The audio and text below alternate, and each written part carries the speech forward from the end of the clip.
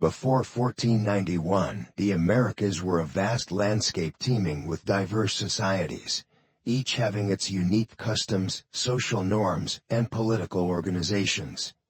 These indigenous communities stretched from the northern reaches of the Arctic to the tip of South America, creating a mosaic of cultures that had existed and evolved over millennia.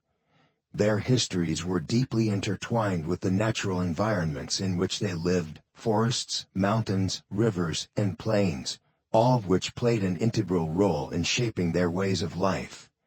In the northeastern woodlands of what is today the United States and Canada, the Haudenosaunee Confederacy, also known as the Iroquois Confederacy, stands as one of the earliest examples of a representative democracy. This powerful political union, which dates back around 900 years, was formed by 5 nations: the Mohawk, Oneida, Onondaga, Cayuga, and Seneca. These nations had once been locked in relentless cycles of intertribal warfare. Oral histories passed down from generation to generation tell of a time when violence and vengeance dominated their existence, and relations had deteriorated so severely that even fratricide and cannibalism had become widespread. According to the oral tradition, it was the great peacemaker, aided by his eloquent spokesman Hiawatha, who managed to end the bloodshed. Together, they introduced a system of governance that fostered cooperation, mutual respect, and peace, replacing the brutal hostilities that had marked the region for generations. Beyond the northeastern forests, other Native American civilizations were flourishing with their own complex social, economic, and political structures. The Mississippian culture, for instance, had established itself as a formidable civilization in the southeast of North America by the 10th century. Known for its monumental earthworks, including the massive city of Cahokia near present-day St. Louis, the Mississippians were master builders, traders, and agriculturalists. At its peak, Cahokia was home to tens of thousands of people and served as a crucial hub in a network of trade routes that spanned the continent. These routes carried goods such as copper, mica, seashells, and obsidian, linking distant regions in a web of commerce that reached across the Americas. In the southwest, the ancestral Puebloans, sometimes called the Anasazi, constructed remarkable cliff dwellings and engaged in sophisticated farming techniques despite the arid climate. Their society was centered in the Four Corners region, where Colorado, New Mexico, Arizona, and Utah meet today. The Puebloans developed irrigation systems to support agriculture in the desert, growing crops like maize, beans, and squash. Their vast complexes of buildings, including the famous structures of Mesa Verde and Chaco Canyon, reflect an advanced understanding of architecture and astronomy. Their trade networks extended into Mesoamerica, connecting them with civilizations such as the Maya and Aztec to the south.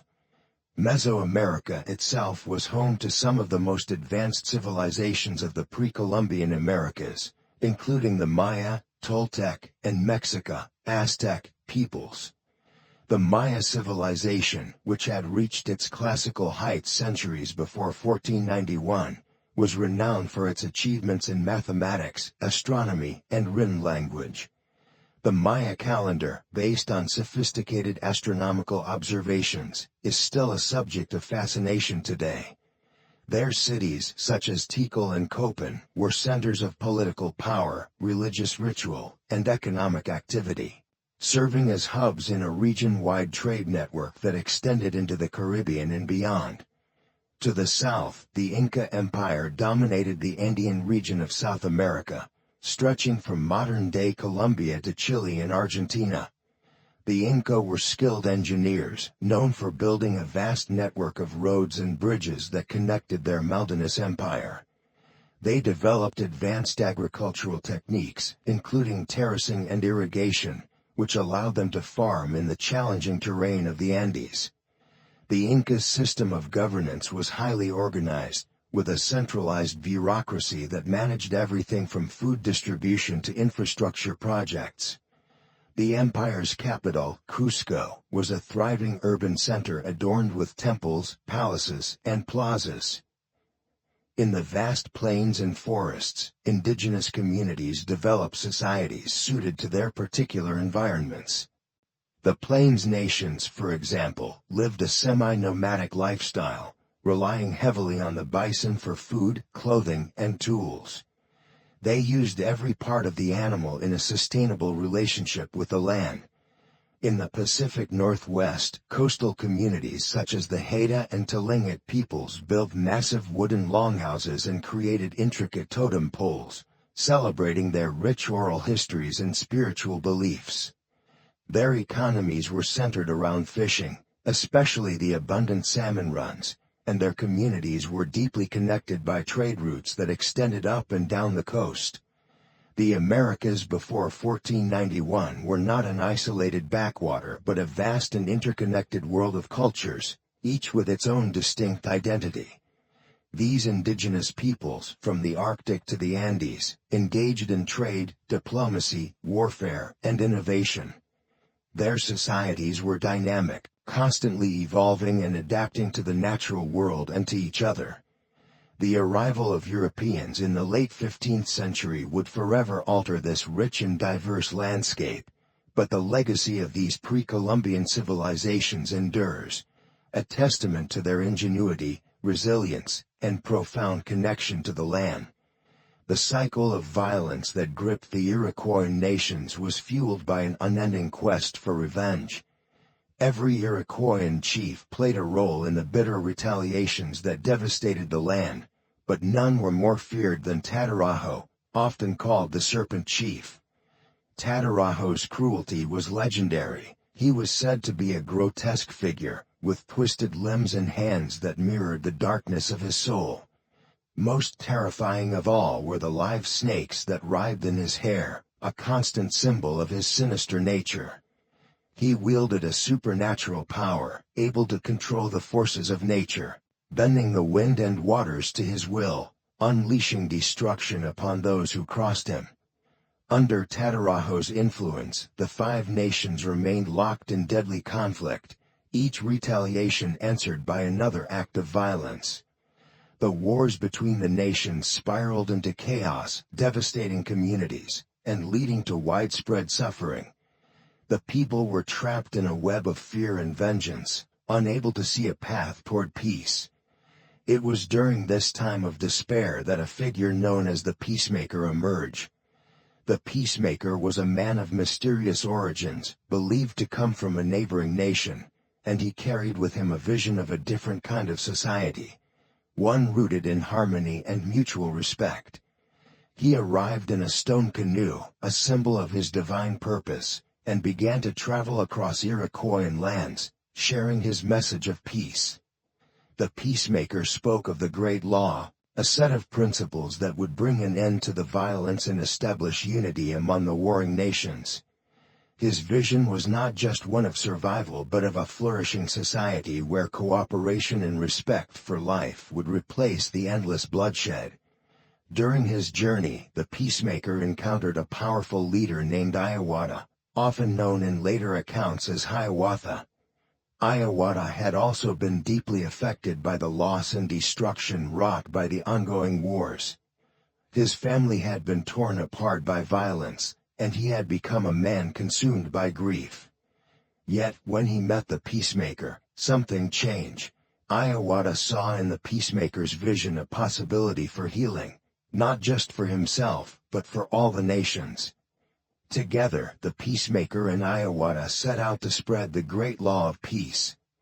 They traveled from village to village, meeting with leaders and councils, advocating for an end to the feuding. They spoke of a future where the nations would unite, where decisions would be made not through force, but through consensus, and where the voices of every clan and community would be heard. This was the foundation of what would become the Haudenosaunee Confederacy, one of the oldest and most enduring systems of democratic governance in the world. Even Tatarajo, the Serpent Chief, could not stand against the combined will of the people seeking peace. Through a process of spiritual healing and persuasion, The peacemaker and Hiawatha were able to turn him away from his path of destruction.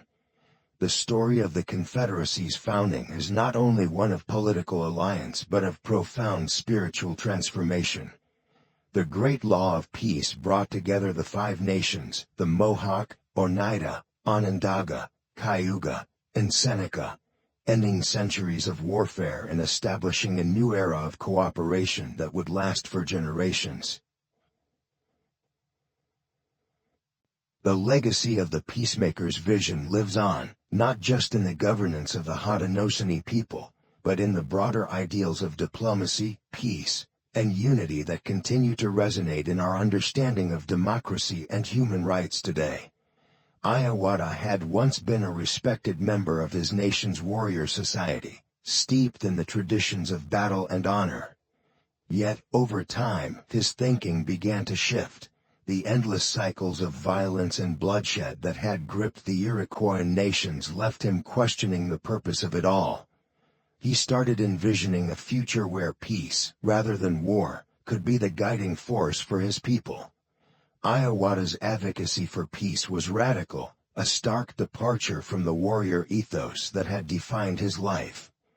But this transformation came at a great personal cost.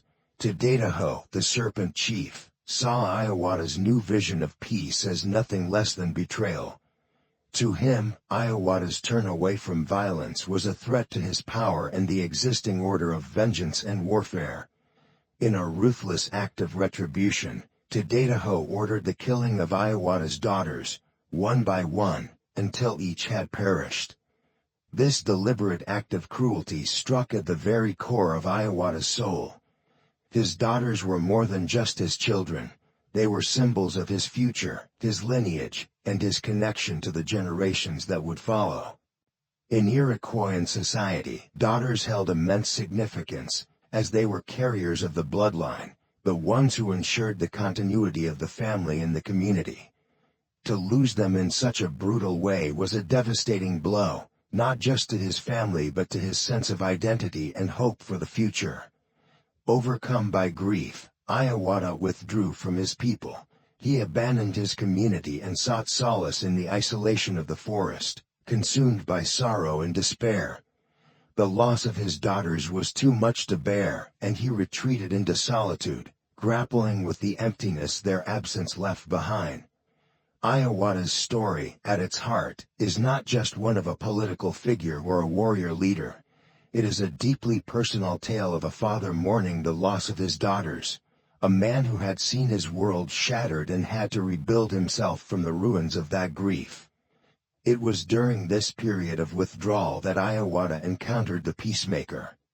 The Peacemaker, with his vision of unity and harmony, recognized the depth of Hiawatha's suffering and saw in him the potential for a powerful ally in the quest for peace. He understood that Hiawatha's loss had not just broken him, but also opened him up to the possibility of a new path, one that would honor his daughter's memory by seeking to end the violence that had taken them from him. The Peacemaker spoke to Hiawatha of a different future, one where the Iroquoian nations could come together in mutual respect and cooperation, rather than in endless cycles of bloodshed. Despite the enormity of his grief, Hiawatha listened. The pain of his daughters' deaths was still raw, but the Peacemaker's vision offered something that resonated deeply with him, a way to channel his sorrow into a purpose larger than himself. In choosing to join forces with the Peacemaker, Hiawatha transformed his personal tragedy into a force for collective healing. Together, they would work to bring about an intertribal alliance that could end the centuries of warfare and revenge that had torn their nations apart. Hiawatha's decision to collaborate with the Peacemaker marked a turning point, not only in his own life but in the history of the five nations. His grief, rather than destroying him, became the catalyst for a new vision of peace. The bond he had shared with his daughters, and the pain of losing them, shaped his actions and guided him toward a path of reconciliation. Through this partnership with the Peacemaker, Hiawatha helped lay the foundation for the Haudenosaunee Confederacy, a political and spiritual union that would endure for centuries, built on the very principles of peace and cooperation that had come from the deepest depths of his personal loss.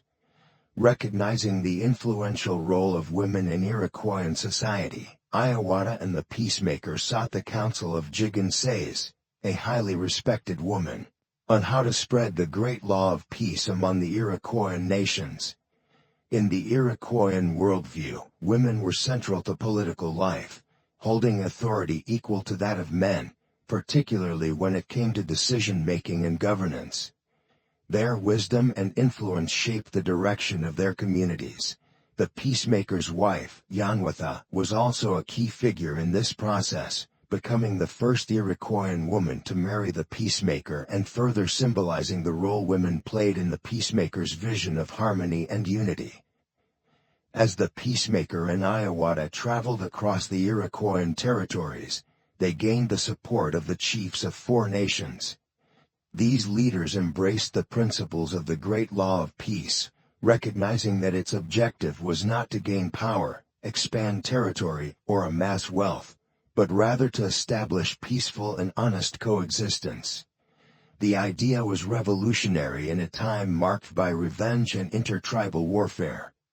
Their goal was to end violence and replace it with a system where justice, diplomacy, and consensus guided their relations with each other. Yet, despite their growing success, one figure continued to resist: Tataraho, the Serpent Chief. Tataraho, with his lust for power and dominance, refused to relinquish his control. He was not easily swayed by the peacemaker's message and stood as the last obstacle to the formation of the Confederacy.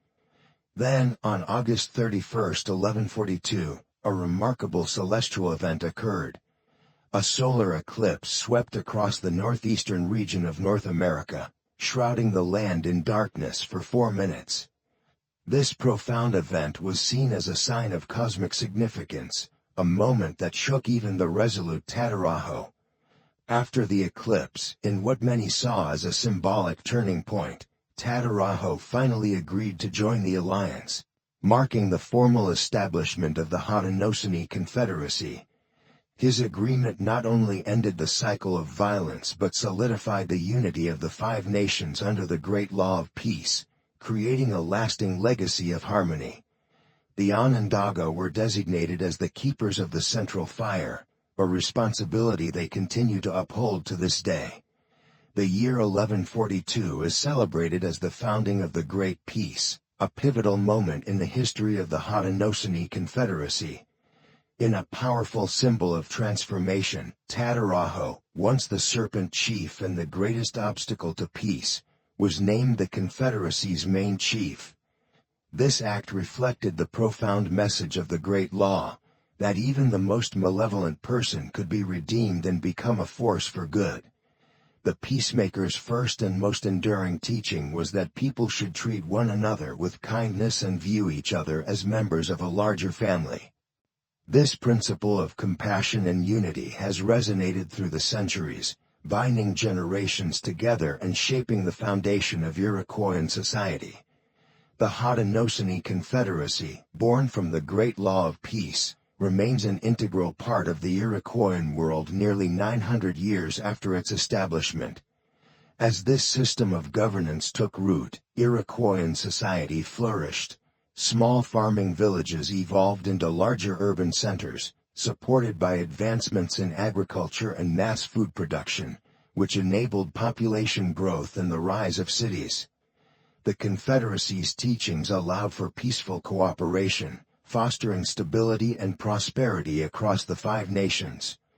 While the Iroquoian Confederacy thrived in North America, other ancient kingdoms, such as the Meroitic Kingdom in Africa, also flourished. For centuries, Meroe prospered due to its geographical distance from foreign invaders, allowing its culture and government to grow without outside interference. Both societies demonstrate the power of indigenous governance and the resilience of communities bound by shared values of peace, cooperation, and unity. Surrounded by fertile land, the Nubian kingdom of Meroe thrived, sustaining a large urban population through agricultural abundance and trade. Its strategic location allowed it to flourish independently for centuries, even as other powerful civilizations rose and fell. Meanwhile, the Assyrian Empire, a formidable force that dominated much of the Middle East and Egypt for over 2 centuries, displayed its might by constructing grand palaces and temples, asserting its influence far beyond its borders. However, even this great empire eventually declined, leaving behind a legacy of architectural marvels and military prowess. In the Americas, the Inca Empire emerged as the largest and most powerful civilization by the early 16th century, governing millions of people across a vast expanse that stretched from Ecuador to Chile. The rise of the Incas was the culmination of nearly a millennium of gradual development, as their ancestors had been humble farmers in the Andean highlands around 900 years earlier. These early agriculturalists laid the groundwork for what would become the largest indigenous society in the Americas. Around 600 years ago, their descendants, driven by ambition and a vision of unity, began to consolidate power and establish a sprawling empire, mirroring the rise of other great civilizations across the globe. Throughout the past 5,000 years, city-states with dynamic political and religious leaders emerged in different regions, each rising to power and leaving a mark on history. The Incas' transformation from a modest farming community into an expansive empire echoes the journeys of many ancient civilizations. Their rulers, much like those of Nubia or Assyria, were visionaries who harnessed the resources of their land and the loyalty of their people to build something that would last. Through a combination of military conquest, diplomacy, and the construction of a vast network of roads and infrastructure, the Incas were able to unite diverse peoples under a single banner, creating an empire that rivaled those of the Old World in both scale and complexity. The Inca Empire, like Meroe and Assyria before it, was not only a testament to human ingenuity and ambition but also a reflection of the shared desire for power, stability, and prosperity that has driven civilizations throughout history. These societies, though separated by vast distances and cultures, reveal common themes in their rise: fertile lands, visionary leadership, and the ability to adapt and grow over time. The Incas believed that after the world's creation at Lake Titicaca, some of their ancestors emerged from a tunnel that led from the lake to Paccaratambo, the mythical place of their origin. According to their oral traditions, the first Inca family left Paccaratambo in search of the perfect location to build their homeland. Guided by a golden staff, they tested the soils, seeking a place where the staff would sink easily into the ground. This moment occurred in Cusco, at a sacred site known as the Ixno, which was believed to be the center from which all of the universe's vital forces radiated. When the Incas arrived in Cusco, they found that the region had been inhabited by the Kilt people for centuries. The Incas faced the formidable challenge of displacing the local Kilt population in order to claim dominance over the area. Through early military campaigns, the Inca rulers either expelled or assimilated the Kilt people, solidifying Cusco as the heart of their new empire. Cusco quickly became not only a logistical and political hub but also the spiritual center of the growing Inca civilization, from which they would continue their expansion across the Andean region. Around 600 years ago, the Inca Empire had grown to encompass a vast territory that stretched across much of modern-day Peru, Bolivia, Chile, Colombia, Ecuador, and Argentina, housing a population of nearly 20 million people. This expansive empire was intricately organized around 4 main roads, known as the Tawantinsuyu, with the city of Cusco at its center. Cusco was not only the political and spiritual heart of the empire but also a place of residence for leaders from cities and villages across the empire. Each leader was required to build a house in the quadrant of Cusco that corresponded to their region and live there for part of the year, reinforcing their connection to the Inca state. The Inca Empire unified this vast territory, which stretched over 2,000 miles from northern Chile to Ecuador, encompassing nearly 80 provinces along the Andean Mountains. The empire's growth was built upon the foundation of existing systems, and it expanded primarily through conquest and the incorporation of local populations. To manage such a diverse and sprawling region, Incan rulers employed a combination of diplomacy and force. They persuaded regional chiefs to join their society by offering them material wealth, elevated social status, and a place within the Incan hierarchy.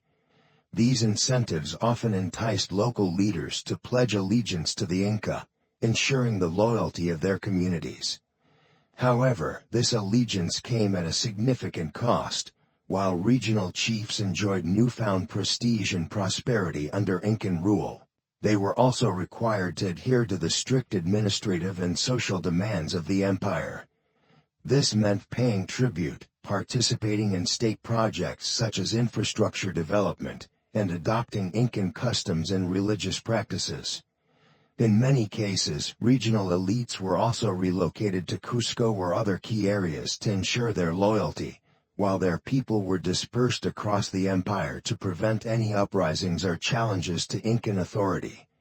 Through this combination of persuasion and strategic control, the Inca managed to unite an incredibly diverse range of peoples, cultures, and environments under one centralized empire. Despite the challenges of ruling such a vast and varied territory, the Inca succeeded in creating one of the most sophisticated administrative systems in pre-Columbian America, ensuring the cohesion and longevity of their empire for centuries. Many local leaders accepted Incan rule peacefully, recognizing the benefits of aligning with the powerful empire. However, those who resisted were met with the formidable force of the well-trained Incan army. At the head of this vast empire stood the Sapa Inca, the emperor, whose position was hereditary, passed from father to son. The Sapa Inca's wife, the Coya, was typically his sister, a practice that ensured the purity of the dynastic bloodline. In fact, marriage between siblings and first cousins within the royal family was not only permitted but encouraged to preserve the integrity of the ruling class. The Inca ruling elite functioned as an oligarchy, composed of 10 royal families who intermarried to protect their shared lineage. These families held immense political and social power, guiding the empire's decisions and maintaining control over its vast territories.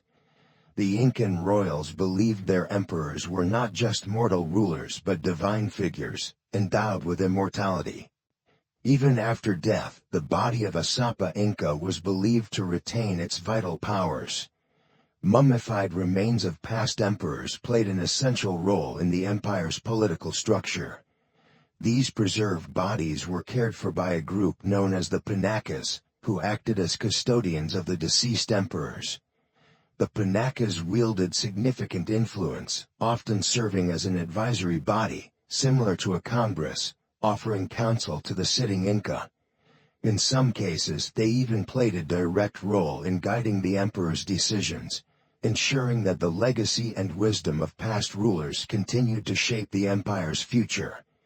The belief in the immortality of the emperors, both in life and death, reinforced the divine nature of Incan rule and helped maintain stability within their vast and complex society. In the Inca Empire, it was believed that the deceased emperor could communicate with his living relatives, offering guidance and influencing the decisions of the current ruler. This belief reinforced the divine nature of the emperor and ensured continuity between past and present leadership. The Incan social hierarchy was strictly defined, with the royal family at the top, followed by the nobility, which included priests, governors, and tax collectors who wielded significant power. Below them were the common people, farmers, herders, servants, and slaves, who made up the majority of the population, living primarily in rural areas. Meanwhile, the cities were centers of authority, extracting labor taxes from the rural communities. Labor was highly valued in the Incan system, and much of the economy revolved around communal work. One of the most important duties was working on the emperor's lands, where Inca officers oversaw agricultural production. The crops harvested were stored in vast granaries, ensuring that the empire had a surplus of food in case of future shortages or natural disasters. This system allowed the empire to maintain stability, even during difficult times. The mitas system, a form of labor tax, required every tributary in the empire to contribute labor rather than monetary payment. This labor supported the empire in multiple ways, from building infrastructure and farming to assisting the army during military campaigns. In return, the state provided for its people during times of need, such as during droughts or food shortages. Under this system, everything within the empire, including land, resources, and labor, was considered the property of the emperor. This centralized control allowed the Inca rulers to maintain a cohesive and well-managed society that could respond effectively to the challenges of ruling such a vast and diverse territory. While the Incas were expanding their empire in the Andes, the Maya civilization was thriving in Mesoamerica through a network of interconnected city-states. This sophisticated system of city-states was supported by an extensive trade network that enabled the movement of goods and services to millions of people. The Maya imported a wide variety of valuable items, including shells from the Gulf and West coasts, prized green obsidian from Pachuca, as well as basalt, ceramics, and turquoise sourced from the American Southwest. These goods traversed challenging terrains, from mountainous regions to the lowlands of the Gulf, highlighting the resilience and ingenuity of the Maya people. Despite not having draft animals for transport, the Maya relied on human porters to carry their goods on foot, showcasing their dedication and resourcefulness in trade.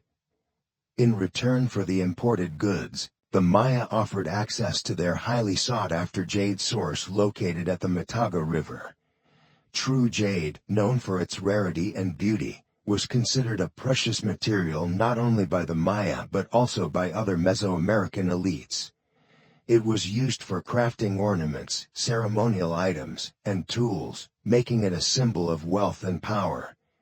This vibrant trade network not only fostered economic interdependence among the Maya city-states but also facilitated cultural exchange and the dissemination of ideas. The importance of jade and other traded goods in Maya society reflects the complexity of their civilization and their ability to adapt to and thrive in a diverse and often challenging environment. The Mayas' achievements in trade, agriculture, and urban planning contributed to a rich cultural heritage that would influence generations to come. Jade held profound significance in Maya culture, believed to be intrinsically connected to the earth and their ancestors. This precious stone was not only a key material for crafting ceremonial items but also played a vital role in rituals and spiritual practices, making it a central item within the expansive trade network. The Maya established early pilgrimage centers that drew outsiders, creating hubs for trade and religious observances. In addition to jade, the Maya traded a diverse array of commodities, both raw and manufactured. When the Spanish first encountered the Maya, they were struck by the sight of large boats, multiple canoes lashed together, used for transporting various goods. These vessels carried ceramics, rubber, copal, chocolate, vanilla, and other valuable items that would later become staples in Western diets, all of which had their origins in ancient Mesoamerica. Among these traded commodities, maize was perhaps the most critical. Central to the Maya diet and integral to their culture, maize was in high demand, especially in urban centers, where it served as a primary food source. The importance of maize extended beyond mere sustenance. It was woven into the social, religious, and economic fabric of Maya life. As the Maya engaged in trade with other indigenous communities, maize spread across North and South America, influencing a variety of cultures. The cultivation of corn was not only a matter of agriculture but also of identity, as it played a crucial role in their rituals, mythology, and daily life. The reverence for maize was evident in their agricultural practices, where it was often associated with fertility and life. The Mayas' sophisticated trade networks and the cultural significance of their commodities, especially maize and jade, underscored the complexity and richness of their civilization, leaving a lasting impact on the history of Mesoamerica. Maize played a vital role in the trade networks of the Maya civilization, fostering business relationships and contributing significantly to the development of regional cuisines. Throughout history, trade and barter systems have been essential for societies across the globe, with food often serving as a primary item of exchange. For instance, in Africa, salt was a critical mineral for diets and was commonly traded for valuable commodities like gold, ivory, and kola nuts. This practice highlights how specific goods could hold immense value and shape economic interactions. Similarly, spices such as cinnamon, ginger, and turmeric became highly sought-after trade items that connected Africa, Europe, the Middle East, and Asia, facilitating significant cultural and economic exchanges. These spices not only enhanced culinary practices but also influenced trade routes and relationships among diverse cultures. Wine production is another notable aspect of ancient trade, with roots extending back thousands of years. It served both religious and social purposes, with some of the earliest evidence of winemaking traced to Armenia around 7,000 years ago. Wine's cultural significance transcended geographical boundaries, becoming a staple in various societies and contributing to the exchange of customs and traditions. The period following 1492 marked a dramatic expansion in global trade networks, particularly with the exchange of fruits and vegetables between North and South America and other parts of the world. This exchange introduced many ingredients that are now fundamental to global cuisines. Crops such as tomatoes, potatoes, and peppers traveled from the Americas to Europe and beyond, reshaping culinary practices worldwide. Overall, the interconnectedness fostered by trade, whether through local barter systems or extensive global networks, underscores the importance of food in shaping economic relationships, cultural exchanges, and societal development throughout history.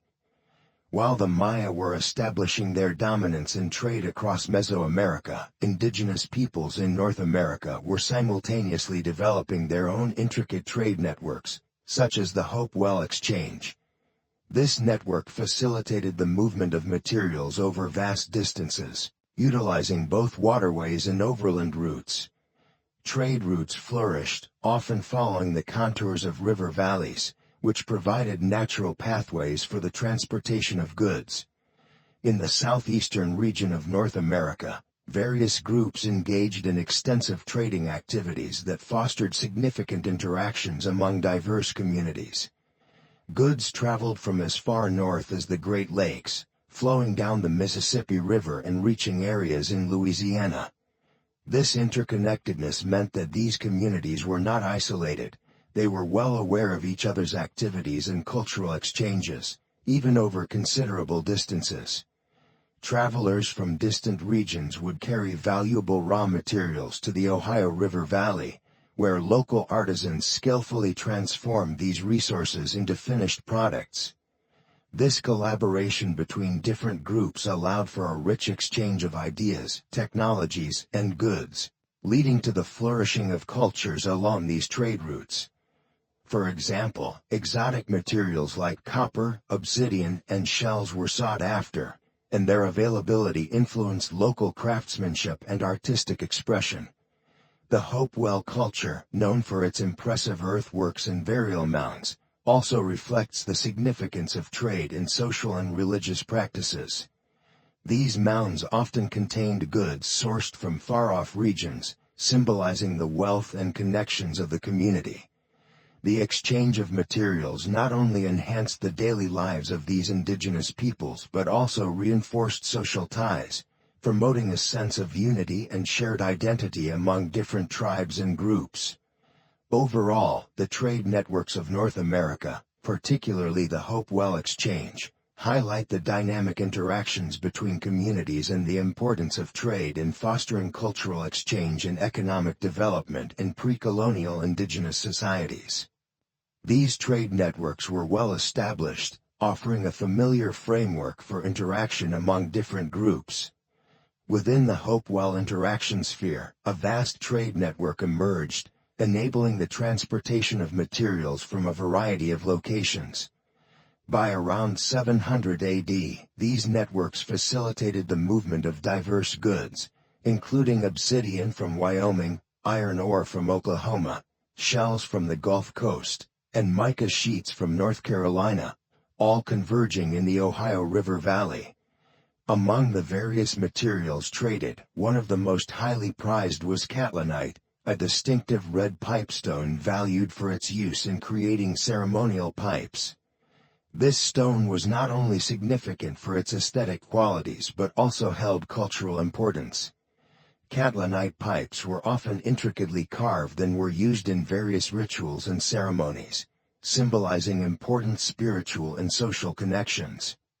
The trade of catlinite occurred both as raw nodules and as finely crafted finished products, reflecting the skills of local artisans who transformed the raw material into objects of beauty and significance. The presence of such a diverse array of goods within the Ohio River Valley underscores the interconnectedness of indigenous communities across North America.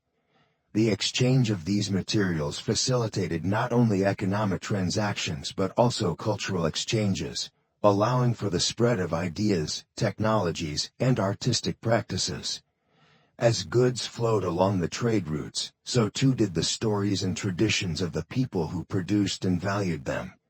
This vibrant network of trade fostered relationships between groups that might otherwise have remained isolated.